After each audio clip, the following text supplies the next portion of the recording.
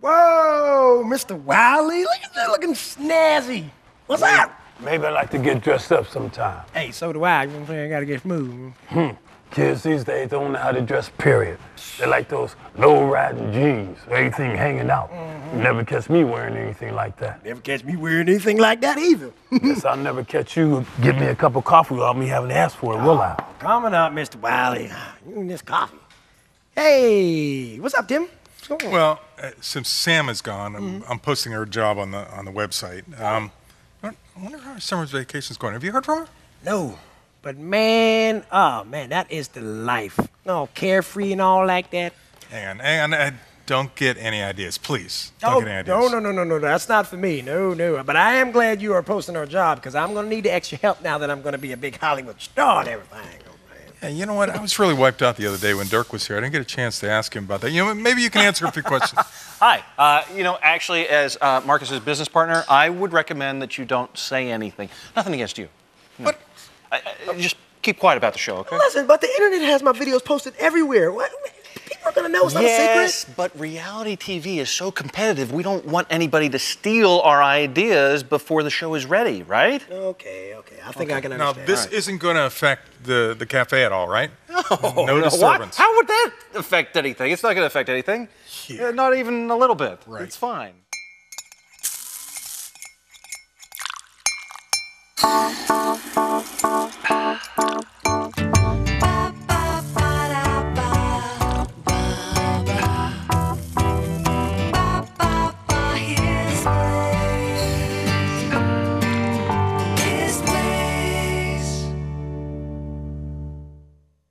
Remember when paying attention to detail was important to building things that last?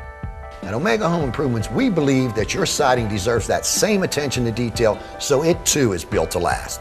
We specialize in a foam back insulated panel that features 5 times the energy efficiency and is 4.5 feet longer than other panels used on homes today. We're Omega Home Improvements, doing it right from beginning to end. At S&T Bank, we've got a new account for people with busy lives. It's called the Preferred Account, and it's full of everything you need and none of what you don't, like free anywhere ATM transactions. So you never have to make a special stop to save a fee. The Preferred Account at S&T Bank. It's your life. We just made it a little easier. Bradley Physical Therapy was a place I wanted to be, not a place I had to be. And that made all the difference. Their scheduling, it's so amazing that because I teach, I have to come after school. So they would work that with me.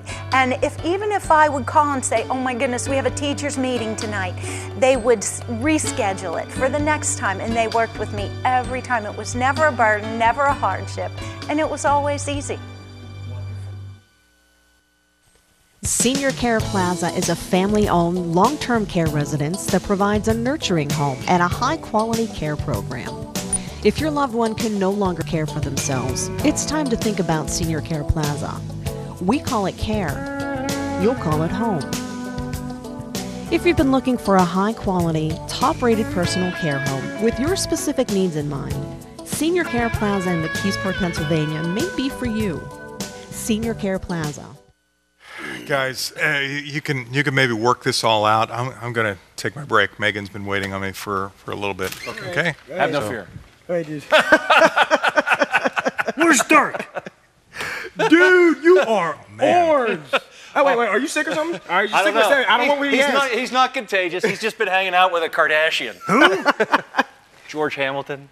This isn't a fake tan. This is makeup. And you two better start thinking about this kind of stuff. Especially you, Phil. You look really pale. Yeah, thanks. Sorry, I don't want to look like an Oompa Loompa, okay? Oh, yeah. Oompa Loompa, doobity-doo. Hey, I know all about this Hollywood stuff. You know what I'm saying? You got to wear makeup to look good. I'm going to look great. Yeah, you probably the toughest group that I work with in my church. Not that they're tough to work with. It's just it's a hard area. They're 20-somethings. I mean, it's just hard to reach. Definitely. How are you doing it? Well, I'm living it as I do it, so it's kind of challenging. But about a year ago, I decided to start a ministry at my church for 20-somethings. It's a broad age range, 19 to 30. So you have a lot of life that's being represented there. College students, out of college students, career. Some are married, some are having kids at that point. So it's the first time that everybody's not really on the same page. It's challenging. And that's got to be the toughest thing, because that's where I look at, okay, I've got the same age group that I'm working with in my church, and you've got everything from just graduated from tech school, didn't go to college, but had found a career, began a career automatically, getting married, having kids, single, the whole gamut of things, and it is impossible, and then on top of that, they have a different set of values, it seems, or are looking for a new set of values. Right. It's a challenging group to reach in the sense that they're very independent at this point. They want to explore the world and be their own selves, and it's difficult to get them to be in a church environment. I think that a lot of them have been, if they've been brought up in the church, they're not really sure they want to continue that at this point. They're trying to find their own faith, and if they haven't been brought up in the church, it's not necessarily the first place that they're ready to go to. What are they looking for in their own faith? I mean, when you say, I just had this experience in my church. I had a group came in that they do a lot of street ministry and things like that, and part of their routine that they do is that they go through this series of hymns. They're updated, but the series of hymns. And I said to them, I said, you know what? Half of my church doesn't know these hymns anymore. So my generation may know the hymns, but so what is this generation looking for? What are they? Well, I think, you can go battle between the contemporary and the traditional, and I think stylistically different people have different preferences, just like other adults. But I think really my generation is looking for authenticity. I think they're looking for people to live out what they're talking about. If you're going to be someone who preaches the word, live it out. And if they see that genuine, authentic faith, maybe it's something that's different than what they're finding in the world, which is a lot of fakeness. So it's not so much what's bad in the church as much as it is out there in the world, or is it the church and the world together that have been fake to this generation? Yeah, I think a lot of them have bad experiences with the church, being hypocritical, maybe being judgmental. How? Help me here. I'm a 50-year-old pastor, and so how? Well, I think that they have misperceptions about church people being stuck up and not understanding the world and judging them for liking secular music or being a little bit more contemporary than older generations. And I think that there are a lot of young adults that are just really looking for someone to care about them genuinely and to love them right where they're at and not judge them for the decisions that they've made in the past or even that they're making right now, that they're just going to love them. Figures I show up early, all prepared, and Dirk don't even show up. Man, I can't wait to get started. Listen, whatever you guys do, I don't think you should start blabbing about this to anybody, okay? Too late, I already told everybody on my route. What? I don't see what the big deal is. Listen, man, people are going to find out that they're going to come inside the cafe and want to be here and watch. Yes, they are. And Tim's going to love what this is going to do for his cafe. This place is going to be crazy busy. Crazy busy. You don't look too good, Phil. And that's not makeup either, is it? Oh, no. No. You didn't tell Tim, did you? What? Not yet. You mean I wore all this makeup for nothing? No, man, that's not even important. Bill just messed up my Hollywood dreams. Man, you messed up my Hollywood dreams. I worked hard for this, thanks to you, business partner. Time out. Everything's going to be fine. I'm going to talk to Tim about it. Everything will work out, okay? What are you waiting for? I'm waiting for the right moment, okay? Trust me. I'll take care of everything. It will be fine, all right? Okay. Oh, all right. Excuse me. Graham, what are you doing here? Oh, it was such a nice day, Marcus, and I just couldn't stand being cooped up in the house anymore. Okay. I just had to get out. Oh, well, geez, I'm really pretty busy today, and I'm not gonna be able to take you home till after my shift, which is in like a few hours. So. Well, you don't have to worry about that. I'm sure I can find a ride home. Don't be waving at that old man over there. Come sit on down over here. Oh, Mrs. Dupree, so good to see you. Oh. Let me get that chair for you. Thank you, Mr. Wiley. Excuse me. You go to your booth. Your booth. You know, the one you don't want nobody to have? You know, that one that... I'll give it to somebody else. Can I join you? Of course. Thank you. You know, I don't think I like this very much right now. I like a coffee. Tea for me, dear. I'm watching you. Both eyes. Don't forget that. Both eyes. Kate, right? Yeah. Yeah, I'm Phil. I remember seeing you earlier. You mind if I sit down? Yeah, no, that's fine. You can. Oh, thanks. You know, I was just waiting for Tim to be finished over there so I could talk to him. So I figured I might as well sit down and chat with you. So what are you blogging about today? I don't know if I want to talk about it. You know, I understand that, but it's okay. I'm not going to tell anybody. I know your readers want to hear it from you. So, what's the story? Well, I guess I'm talking about coffee today. You're just going to write a review about coffee? No, like I talk about coffee and then I relate it to my life. Ah. You know, people are like coffee. Okay, how? Well, like this guy here, Walt. You know, he's just a straight up black coffee kind of guy. Very dignified, very businesslike, all business. And the lady with him there, she's a tea drinker, very sophisticated, almost regal, sort of, if you ask me. I mean, you can tell a lot from people. So what kind of coffee do you drink? I'm a one-shot soy milk cappuccino with artificial sweetener. Okay, so weak coffee with fake ingredients. Yeah. So that makes you a phony. I like to prefer that I am health conscious, I think.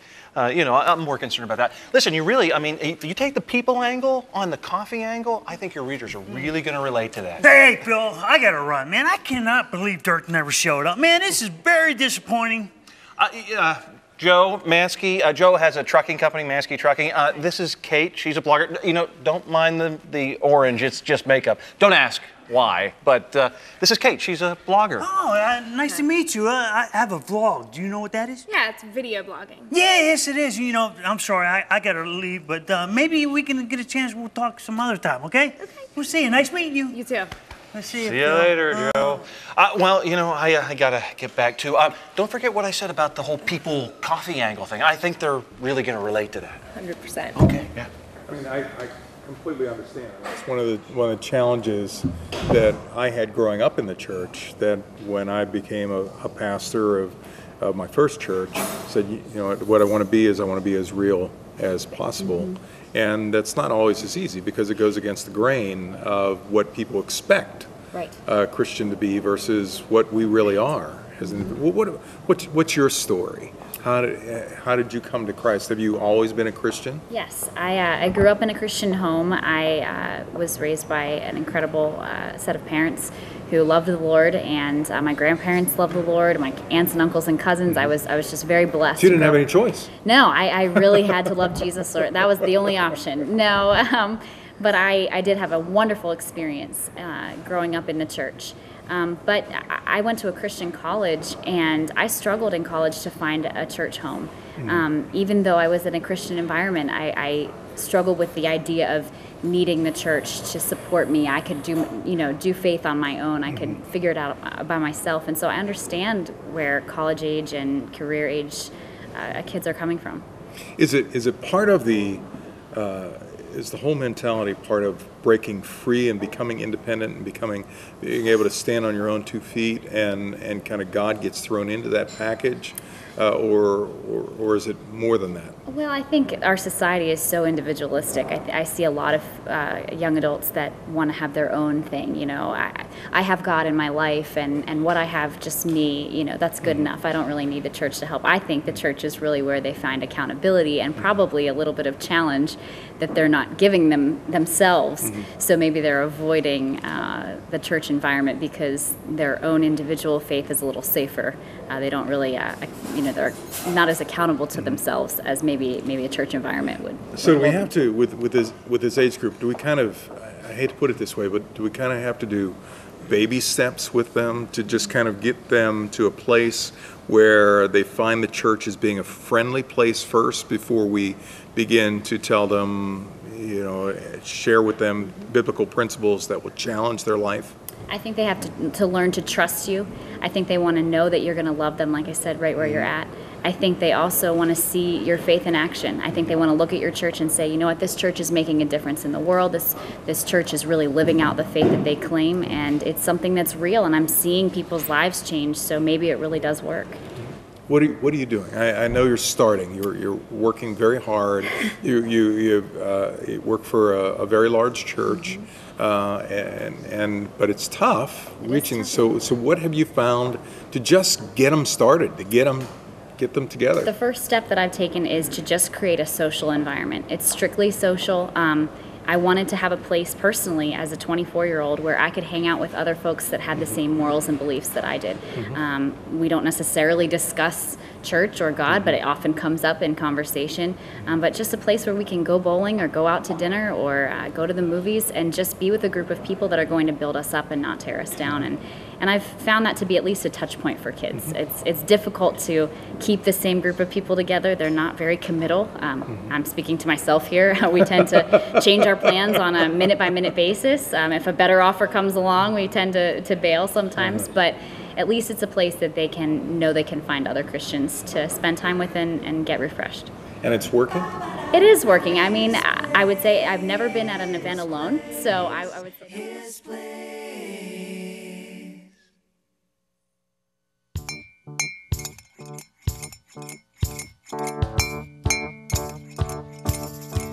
Do you know that your morning cup of coffee can help clothe, feed, rescue, and care for the poorest of the poor? I know it may seem hard to believe, but it can happen. His Place and Kiva Han Coffee have joined forces to bring a special blend of coffee that will change the world. Hope Coffee is a direct trade coffee, which means that the families of the people who work hard on the coffee farms receive the funds directly from their harvest. In addition, the profits from Hope Coffee go to help rescue children in impoverished countries and bring the message of God's love to people all around the world. For a limited time, for your gift of $37, we'll send you as our thank you a His Place mug and a 12-ounce bag of Hope Coffee. Together, we're changing the world one life at a time through one cup of coffee at a time. Send your gift today. His Place.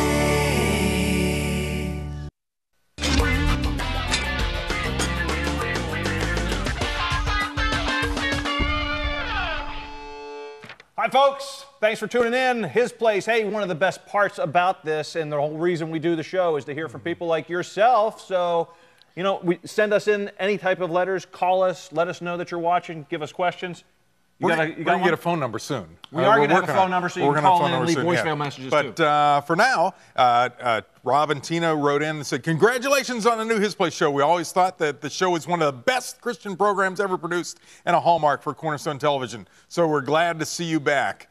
We know that something of this type is very time and resource consuming, so we will continue to keep the show in our prayers and send support. Excellent. Thank you, Rob and Tina. Keep tuning in and go to hisplace.org to the TV.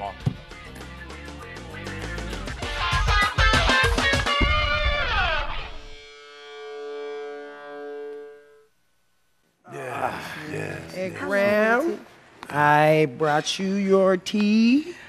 Marcus, where are your manners? Mr. Wiley asked you for coffee first. All right, I got it. There you go, Mr. Wiley. I raised him to be polite. Yes, so did my grandfather. We're having a conversation. Oh, okay. Well, grab some. That boy. I thought your shift wasn't over for a couple of hours. Yeah, well, I figured I could sit down for a few minutes and chat with you all, talk about things. So, Mr. Wiley, you were telling me about the last time you went to Phipps Conservatory. Oh, yes, with Josie. She really loves those flowers. Oh, I adore flowers. Oh, remember that time Grandpap used to bring you flowers for your anniversary and your birthday? Marcus. Hello, Louie? Louie, right now? Oh, okay, I'll be there. Okay, listen, I have to go. Don't talk about anything till I come back.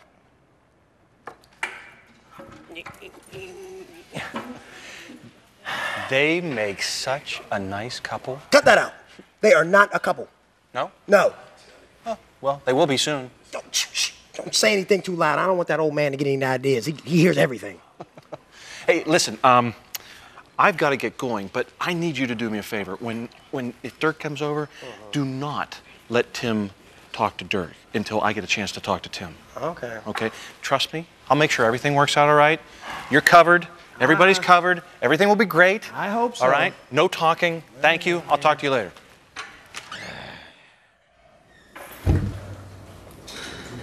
You look like someone just dropped a bomb on you. Yeah, you know, I really should be happy. But I'm not, because my Hollywood dreams have been destroyed, thanks to Phil. And my grandmother has a better social life than I do. Yes, her and Mr. Wiley are over there hitting it off great. Well, yeah, but he's coffee and she's tea, so I wouldn't think that would work. Yeah, exactly. How could it work? It seems so incompatible, but it's working. I don't understand it at all. What, Louis? What? No, I didn't forget. I'll be there. I'm sorry. Louis, our drive-thru attendant, seems to keep getting the drive-thru window stuck. I don't know how he does that. I'll be right back. You know, as a pastor, my big concern is, you know, what can I do to help, you know, post high school through, you know, early 30s. I mean, what can I do to meet them where they're at, to get them engaged? It's more than just a Sunday morning service, more than just a Wednesday night service or whatever. What can I do? Well, I would say my main suggestions would be, number one, be real, be authentic. Number two, build relationships with them. I think that sometimes our generation feels forgotten. I mean, there's so much invested in kids and students and even families with young kids. You know, this generation is ready and willing to serve and get involved if they just feel like you care about them and that you're willing to build relationships with them too. They have a lot to contribute. They have a lot of great ideas, and they're ready to feel significant in the church, I think. So I would just say reach out, you know, make sure that you're paying attention to them, that they don't feel neglected, because maybe they'll reach back if something is offered to them. Well, it's cool. And suggestion being, what would you? I know that you're trying to feel your way through with reaching them and getting the social thing going. But the step beyond the social thing, once that commitment is there, what's? I think you know, obviously, what I'm trying to do this coming summer is go from social to having a springboard then to a small group ministry where they can build relationships with other kids their own age or other young adults their own age. I keep referring to them as kids, and I'm one of them. Because that's what you are. That's what you think. That's what you think. But, you know, building relationships is just like your general ministry process for anyone else. You know, your congregation member, you want them to feel connected. You want them to build relationships. You want them to go deeper into the Word. I also think practical. Oh, thank you, Mr. Wiley. You're welcome. Hey, wait a minute. Hold on. Where are you two going? Mr. Wiley and I are going over to Phipps Conservatory to see the flowers. It's been too long for both of us. When will you be home? Whenever. And are you going anywhere? Maybe. Okay, listen, please wear your seatbelt. And do you have any money? Here, look, here's $20. Here, give Oh, thank you. That's nice of you. I was going to pay. You're such an awfully nice young man. Thank you. Goodbye. Don't wait up. Don't wait up.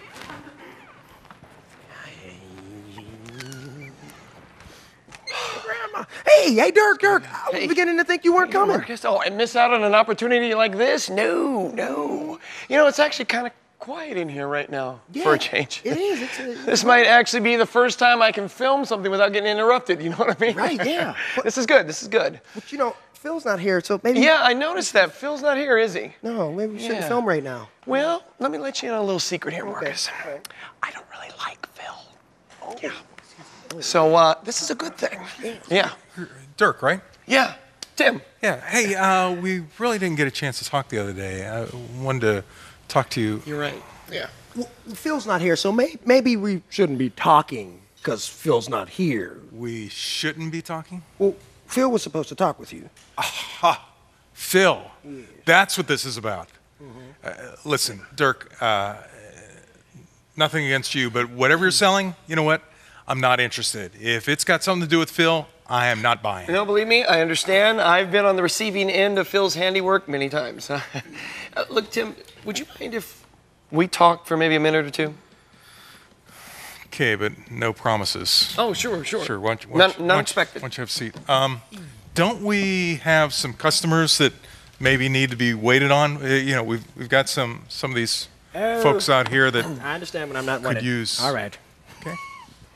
Okay, first of all, I just want to apologize for all the confusion. And if it means anything to you, I never like to do business this way. But you know, before I knew it, Phil, he stepped in and he just kind of took over. I understand. I've been there, done that, got the T-shirt. Yeah, so you understand the position that I'm in, and you also understand how awkward this is for me. I guess so, but I mean, who are you anyway? I mean, in all reality, here we are. You come in here, and if Phil's involved, there's got to be some kind of angle happening. Sure. Well, okay. Look, I'm Dirk Oliver, and I grew up here in Pittsburgh, and I actually went to school with Phil, but we're not friends. Trust me. His friends used to pull a lot of pranks on me. He pulled a lot of pranks on me. A lot of pranks. It was very tiresome. So eventually I left Pittsburgh after I graduated from college, and I went straight to Hollywood. And I started at the bottom of the ladder. But slowly but surely, I worked my way up, and I became a director. Good for I you. found out that the reality show genre, that was kind of my thing. I was very successful at it. In fact, some of my shows that I did was When Lightning Strikes, The Darker Side of Tanning, Real Tattoos. I mean, basically, I'm a local guy who worked hard, and he did well for himself. Yeah, you know, I understand that. I mean, I think I've seen some of those shows, and I'm always happy when a local guy makes it big. That's great, but what's that got to do with my cafe? Oh, well, here's the thing. I'm always looking for talent. I'm always looking for new, original ideas, and I scour YouTube all the time. And I got to tell you, when I saw Marcus's channel, I mean, I saw how many followers he had gathered together in such a short amount of time. It caught my attention. And I had to come here and see for myself what was going on. Listen, I understand, and I understand all you're talking about, but I'm not sure what that has to do, because here's my bottom line. My bottom line is, this is my cafe, and my purpose is to go beyond just, you know, being in the black here, but to share with people my passion, my purpose, that people will know the good news of Jesus Christ and to impact them that way. And plus to not only be in the black, but to reach my missionary friends and help support them as well. That's why I do this. It's helping to fulfill God's purpose for this place. I can see that. And I totally respect that. But if I could be so bold, I think there's something that you're missing, Tim. I think you're looking at it wrong. I don't, how so? Well, the money that's going to come in from this show, and there will be a lot, it's not going to be dirty and it's not going to be tainted. I mean, it's going to be entertainment. You've seen my shows. They're fun. They're mostly wholesome. family friendly, yeah. Yeah. Well, this money that comes in, you can use this to support your missionary friends all around the world. And you can use it as a platform to share your religion with others. Okay, there's got to be some ground rules. Let me think about it, and I think we can do this, but there's got to be some ground rules, okay? Got to set some parameters. Fair enough. Okay. Yes, thank you. Hello to our His Place gang, and we are so glad that you tuned in. Hey, we barely got in the dialogue. What do you think? Is this going to be real messy with Dirk doing all this stuff? You want to tune in to the next His Place program when Marvin Nelson stops by and to the cafe to talk about Pinocchio and the Real Boy. It's about being an authentic in youth ministry. Also, Dirk tries working with the cafe. If you want to find out more about Cornerstone Ministries live, you can go onto our website and find out.